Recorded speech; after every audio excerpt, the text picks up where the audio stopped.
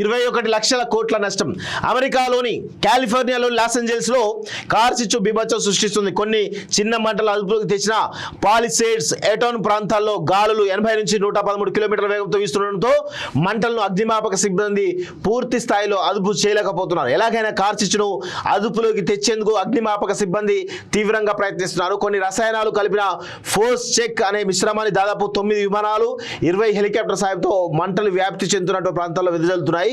గులాబీ రంగులో ఉన్నటువంటి ఆ పదార్థం అక్కడి నిర్మాణాలు మొక్కలపైన పడి అగ్ని కిలలు వ్యాప్తి నెమ్మదింపేసినని అధికారులు తెలిపారు.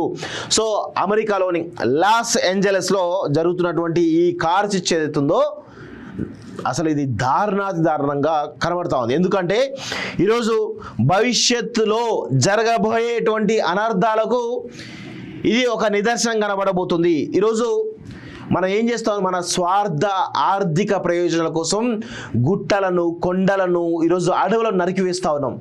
దానివల్ల ఏమవుతా ఉందంటే భవిష్యత్తులో జరిగే పరిణామాలు ఇట్లా ఉండబోతున్నాయి. లాస్ ఏంజల్స్లో దాదాపు 21 లక్షల కోట్ల నష్టం జరిగింది. లాస్ ఏంజల్స్ అనేది ప్రపంచంలోనే అత్యంత ఖరీదైనటువంటి నగరం, అత్యంత అభివృద్ధి చెందినటువంటి నగరం. అక్కడే చాలామంది సెలబ్రిటీలందరూ కూడా అక్కడే ఉండాలని కోరుకుంటూ ఉంటారు. సో అలాంటి ఈరోజు ఆ నగరం ఏదైతుందో కేవలం ప్రకృతిని మనం విధ్వంసం చేసినాం కాబట్టి ఆ విధ్వంసానికి ప్రతీకారం తీర్చుకుంది ప్రకృతి అనేది చాలా స్పష్టంగా తెలుస్తూ ఉంది. ఈరోజు మనం చాలా రకాలుగా కొండలని గుట్టలని మనం గ్రానైట్ కోసం వీటి కోసం వాడుతూ ఉన్నాం. ఈరోజు కరీంనగర్లో ఎప్పుడైనా కరీంనగర్ చాలా ప్రమాదకరంలో ఉంటుంది. ఎందుకంటే అక్కడ ఉన్నటువంటి గ్రానైట్ గుట్టలు ఏవైతే ఉన్నాయో అన్నిటిని కూడా తొలిచివేసిర్రు. దానివల్ల ఈరోజు ప్రకృతిని విధ్వంసం చేసిరు కాబట్టి రేపటి రోజున కరీంనగర్ ఏమైనా కావడానికి అవకాశం ఉంటుంది. గుట్టలు ఎందుకు ఈరోజు అంత పెద్ద ఎత్తున నిర్మాణం జరుగుతూ ఉంటాయి, అంత పెద్ద ఎత్తున ఎందుకు ఉంటాయి? ఈరోజు ఈదురు గాలులు కానీ పెద్ద గాలులు కానీ రాకుండా ఉండడానికి ఆ గుట్టలు అడ్డుపడుతూ ఉంటాయి. ఈరోజు మనం చాలా రకాలుగా ఈరోజు హైదరాబాద్లో కేటీఆర్ అనేటువంటి వ్యక్తి వల్ల ఈరోజు హైటెక్ సిటీలో కానీ ఆ చుట్టుపక్కల కానీ మిగతా ఇది నియోపోలిస్ దగ్గర గుట్టలను తొలిచి ప్రైవేట్ వ్యక్తులకి ఇచ్చి నిర్మాణాలు చేపడతా ఉన్నారు.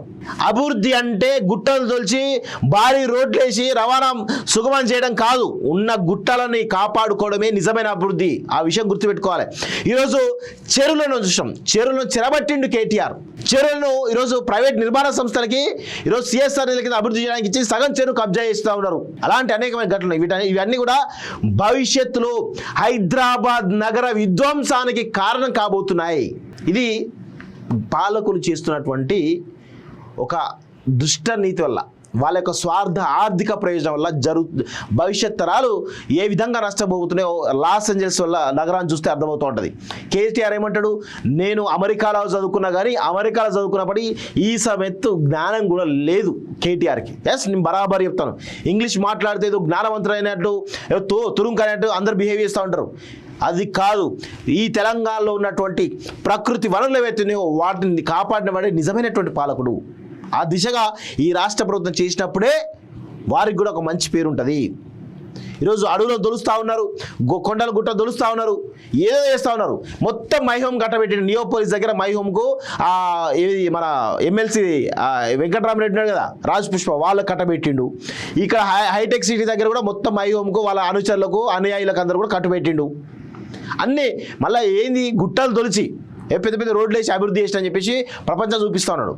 ఏమైంది లాస్ ఏంజల్స్ అంత పెద్ద నగరం ఈరోజు కార్ చిచ్చులో ఈరోజు ఇంత పెద్ద ఎత్తున మగ్గిపోతా ఉంటే ఎట్లా మనం చూడాలి ఒకసారి అర్థం చేసుకోండి.